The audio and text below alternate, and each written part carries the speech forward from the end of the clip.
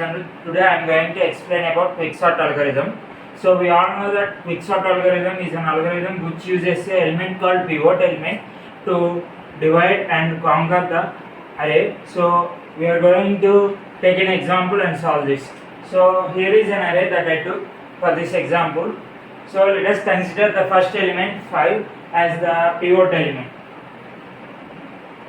So pivot equals to a of 0 equals to 5. So let I equals to 0 and j equals to 3. So now let us check for the first condition, which is a of I is less than or equals to pivot. If the condition is true, then we will increment I value, and if the condition is false, then we will go for the next condition. So let's check this condition. So a of 0 is 5, which is equals to 5. So the condition is true. 5. So I is incremented. So I becomes 1. So when I equals to 1, 1 is less than or equals to 5, which is true. So I is incremented again.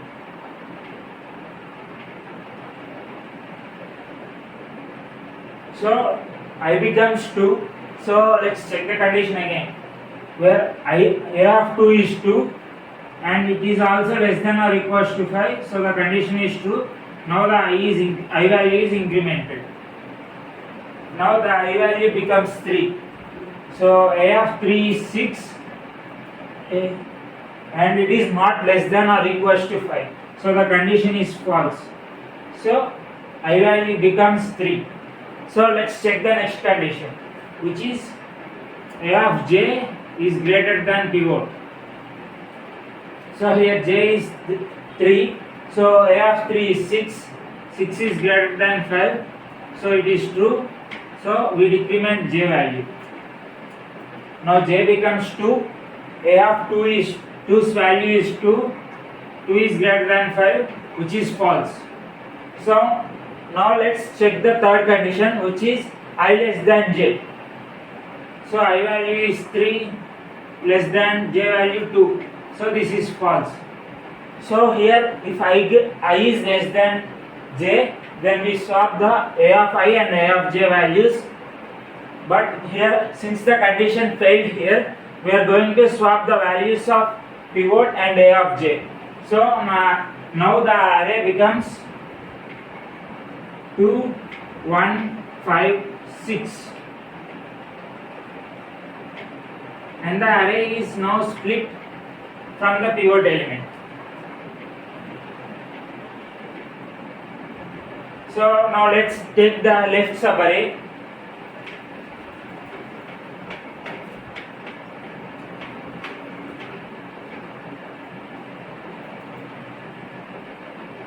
So let's consider the first element as pivot again, which is 2. So let's check the three conditions again. So 2 is less than or equals to 2. It's true. I is incremented. 1 is less than or equals to 2, which is true. I is incremented. Now the I value goes out of bounds. Since it goes out of the bounds, then it is definitely greater than j. So we will swap the pivot element and the j value. So now the array becomes 1, 2. Since here these two elements are already in single form, since all the elements of array have been divided into single forms, now let's combine the array.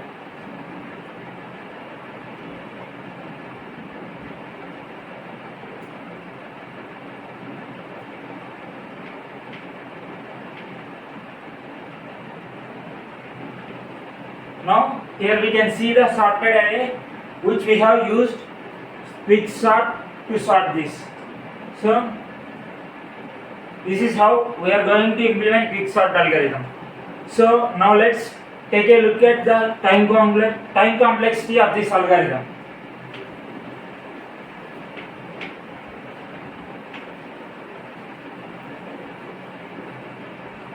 So before we start, let's talk a little bit about time complexity of this algorithm and how we can calculate it.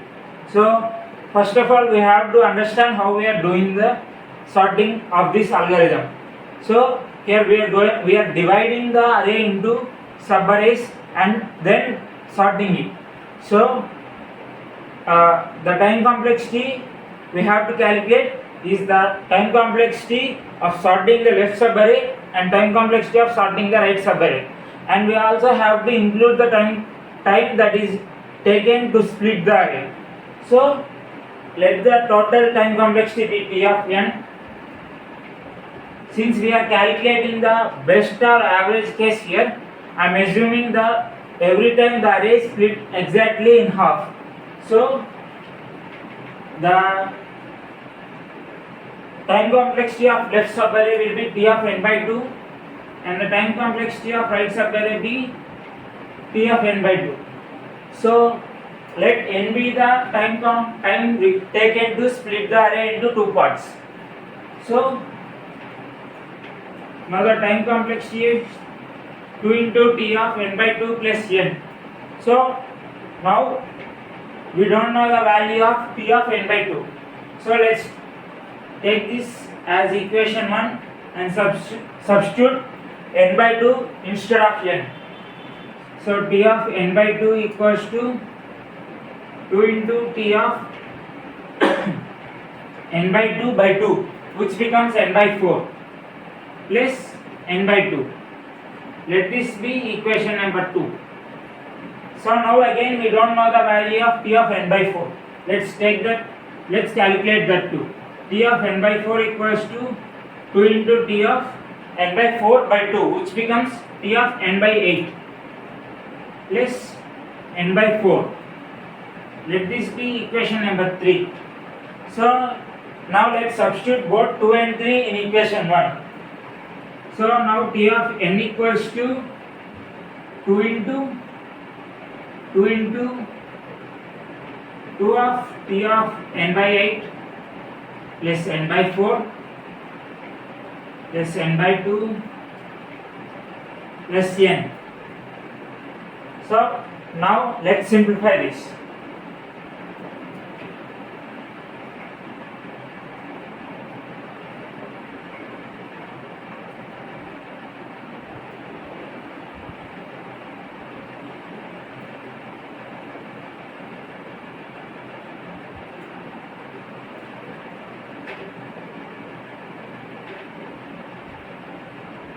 So I have simplified the above equation and now I got this form. So what we have did is multiply into the equation and I have wrote 8 as 2 cube, 4 as 2 square so that it would be easier to calculate. So here 2 square and 2 square are cancelled, 2 and 2 is cancelled. So now 2 cube into T of n by 2 cube plus 3n. So now let's write it in a general form.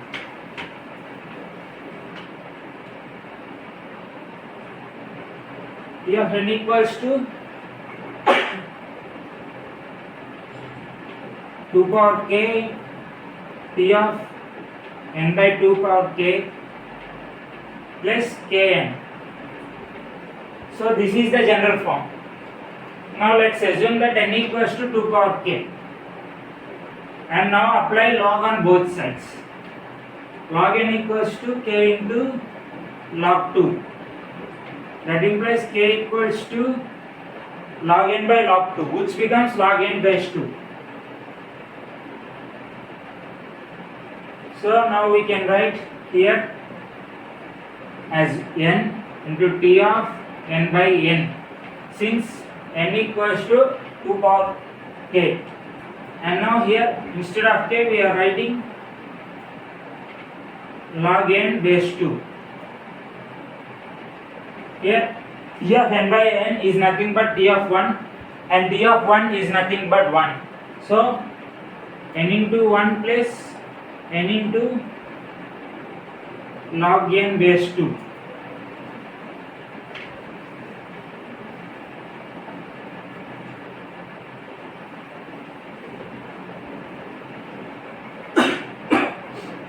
So here the total time complexity is n plus n into